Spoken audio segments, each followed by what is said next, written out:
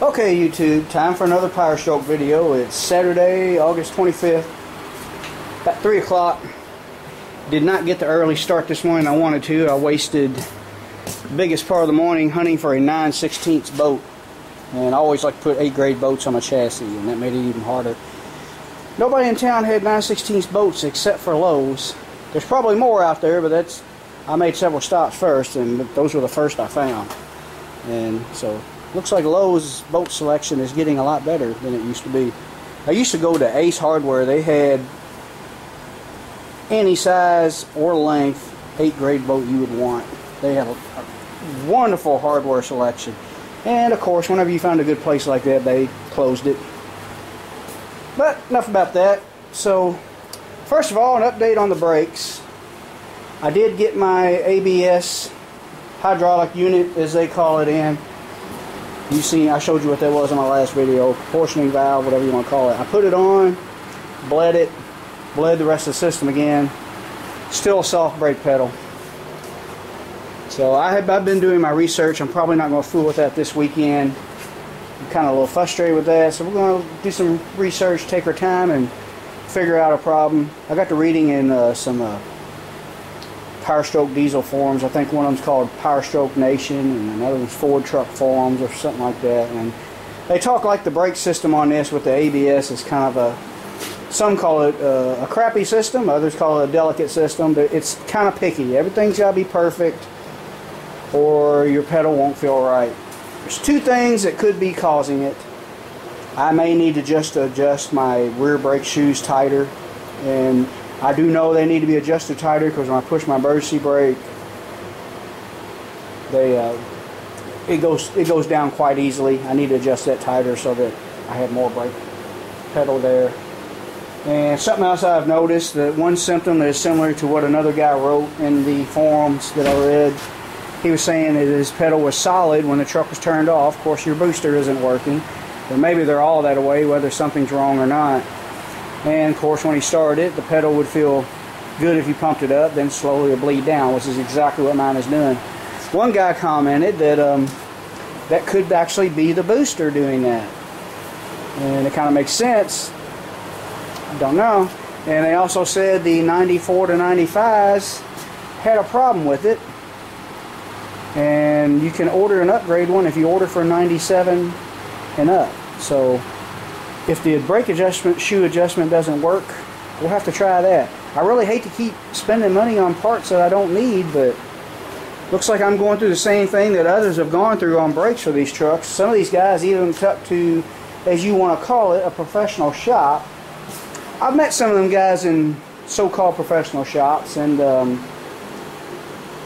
even though they've worked on more stuff than guys like me or us that mess in our garage, sometimes they're not that impressive either. So they do the same thing we do. They keep troubleshooting until they figure it out.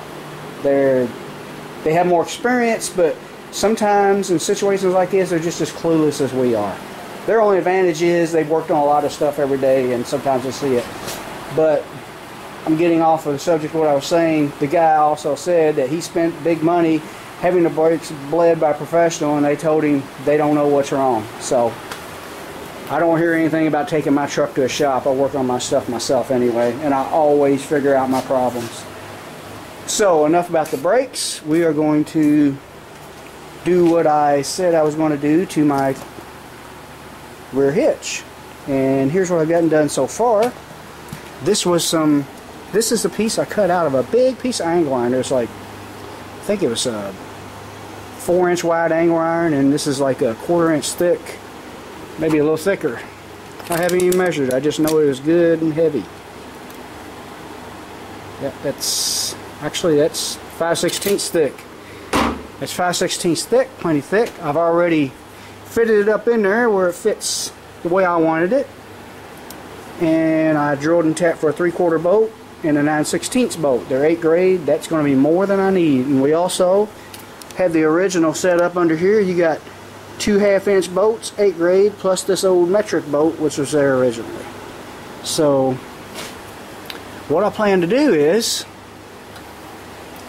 now that I've got all this rigged up, and this, you can see this pipe, which I've already leveled up, I'm going to weld this to my plates, I had this bolted tight, and I put shims behind this plate and then tighten the bolts down. And I'll tell you why I did that, because I've mentioned this before in other stuff, if you bolt something tight against another piece like this and then weld it all together to a nice good fit, guess what happens when you try to remove it? It's too tight. You have to beat it out. I don't want that. And I will have this clearance here, and of course, see I got a little gap there. I don't like that either, but that's going to be good enough. We'll fill that in with MIG weld. I know it's not the proper way to do it. It should be a good snug fit. Makes everything stronger, but this is going to work for what I want to do. But anyway, like I said, you got them shims in there. Once you weld it all up, you can remove it easily. I learned that when I did the ladder bars on my race car. I made the mistake of clamping everything up tight and then welding it in place. It kind of makes disassembly very hard. Something else I wanted to mention is this is a little invention I made a while back. I did some other guy's rear ladder bar, put a ladder bar kit on a 65 Mustang for a guy.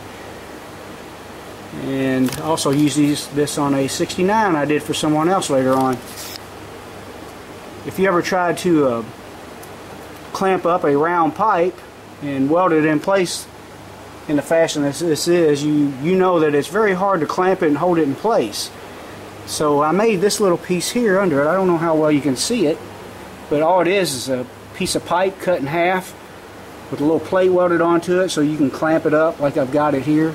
And it works really well for holding your pipe in place.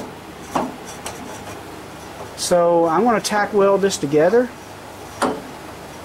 And I don't know how much welding gas I have left. I know I don't have much, but I hate to empty a tank and just to have one refilled just because I'm getting low. So I'm going to tack weld everything up. And after I have everything fitted up the way I want it,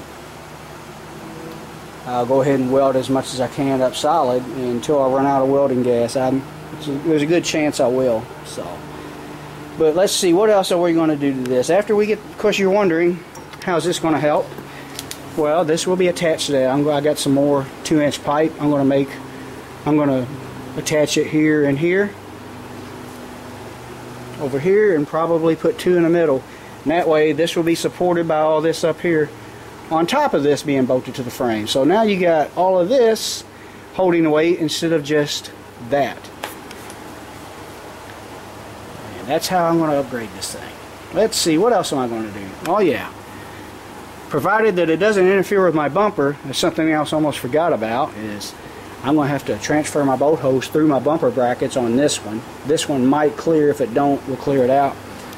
But we're also going to gusset this, because all you have is this piece of angle welded on here and that welded, and of course all that trailer weight pulls down on that. So we're going to gusset this, and plus my braces will be in line with that, so that should be very rigid. It should be more than enough, and I think that is going to be better than the class 3 or class 4, whatever they are, hitches that you buy. I think that's going to work a lot better. I looked at those, they're a little better than what I got, but honestly, for a heavy trailer, I don't think they're all that great as they sell them in a class 4. I'm not that impressed with them. Anyway, I'm going to start tack welding some stuff together and cutting my braces and gussets, and I'll show you what it looks like. Stay tuned for more.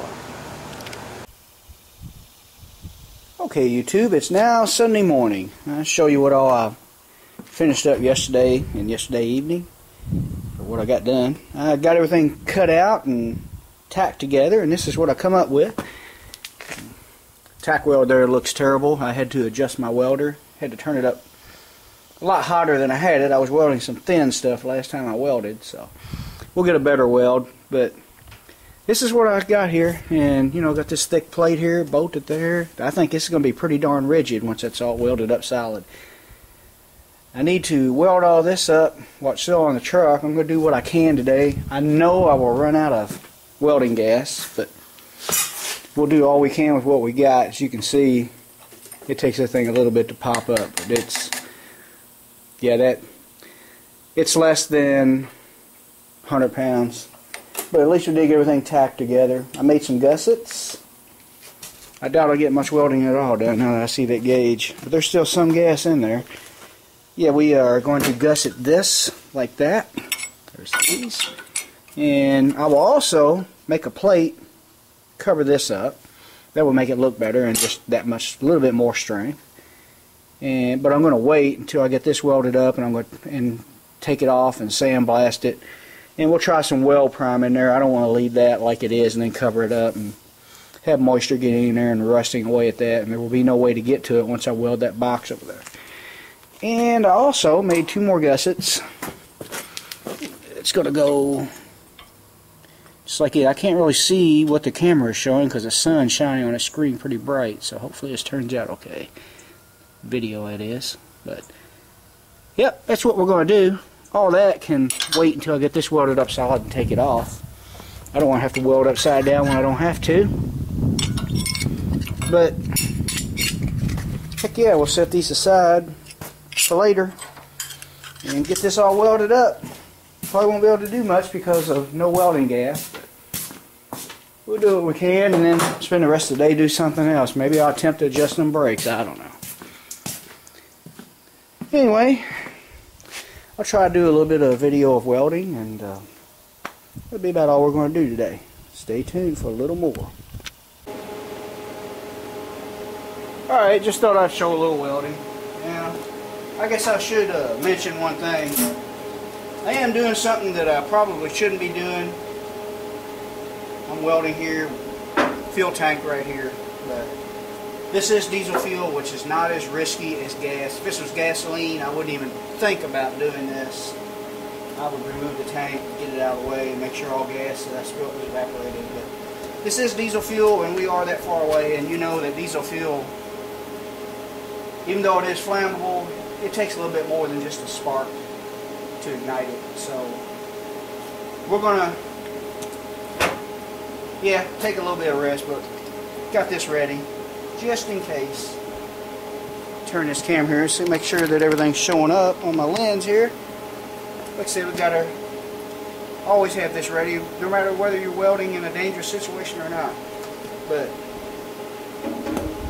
just want to point that out in case somebody said something. This is a diesel tank and not a gasoline tank. But like I said, diesel is flammable. It's probably not the best idea, but I don't want to remove this tank, and I don't plan on getting anything super hot. I'm going to weld a little bit and let it cool down.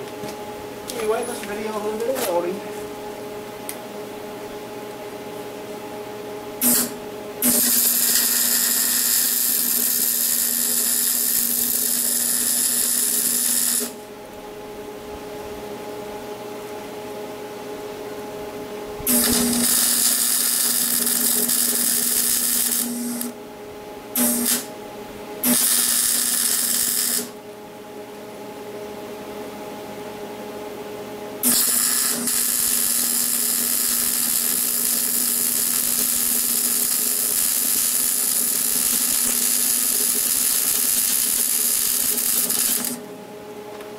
Kind of tell by the way it's welding that my gas is getting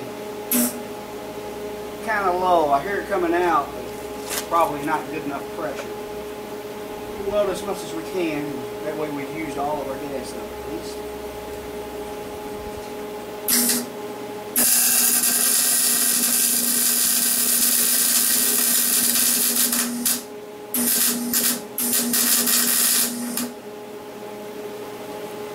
My feed isn't working right.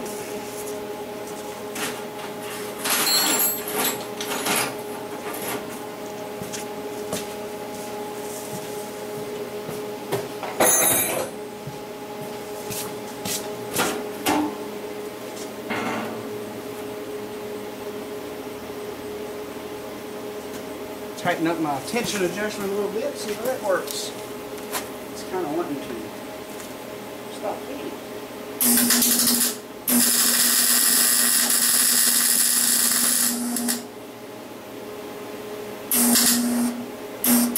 Yeah, it's being contrary. Tips loose for one thing.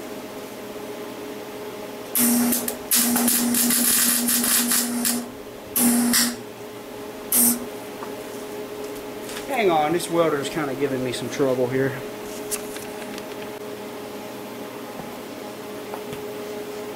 Alright, I think I got my welder figured out.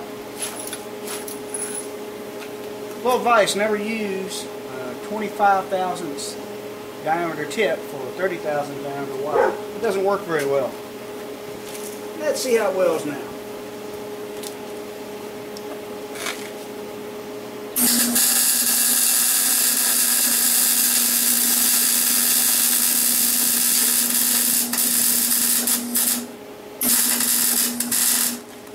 Lots better.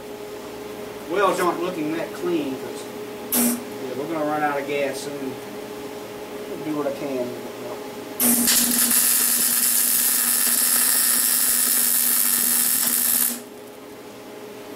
We'll need a little more heat.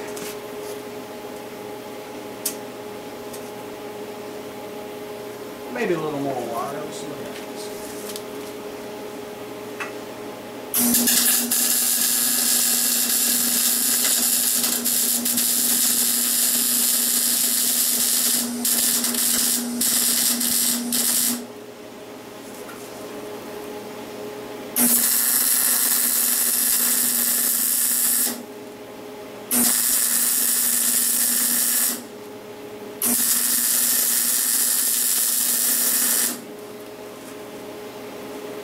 Welding too bad now. Good as my sloppy welding skills are going to get. Probably need a new welder. This thing is about. This welder's about 15 years old. Probably time for me to get a nice new one.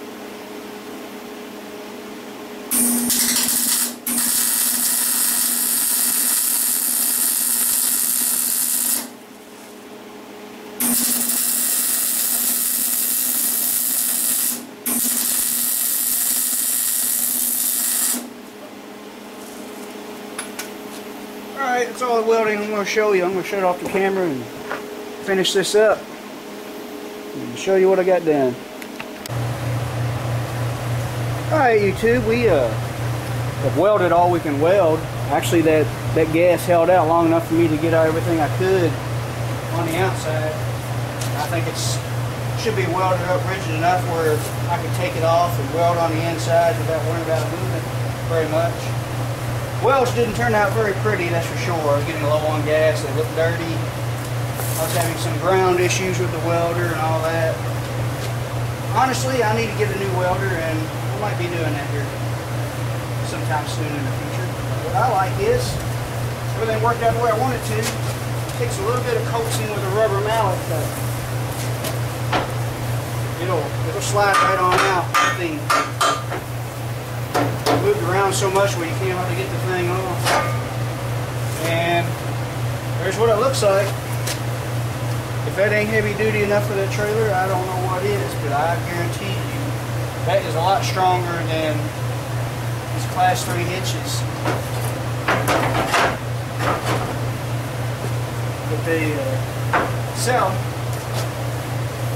Well, that's about all I can do for today, really. I need more welding gas. I've already loaded the tank in the truck, and I'll have to wait till tomorrow after work to refill it. Not sure if there's going to be another video after this for a couple weeks. I'm going on vacation, and I'm taking another trip to New York. And for you guys who've been following my channel, I noticed there's not many views on my first trip to New York. Maybe not interested in that thing, that's okay. But if you like to see some of the sights in the big city, check out Drag Racer 64 goes to New York. If you're not interested in that thing, that's okay too. It's kind of a change of routine for me. A lot of people around here wonder why I go there.